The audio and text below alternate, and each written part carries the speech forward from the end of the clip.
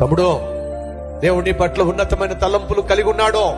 చెల్లే, నీ పట్ల నా దేవుడు శ్రేష్టమైన తలంపులు కలిగి ఉన్నాడు.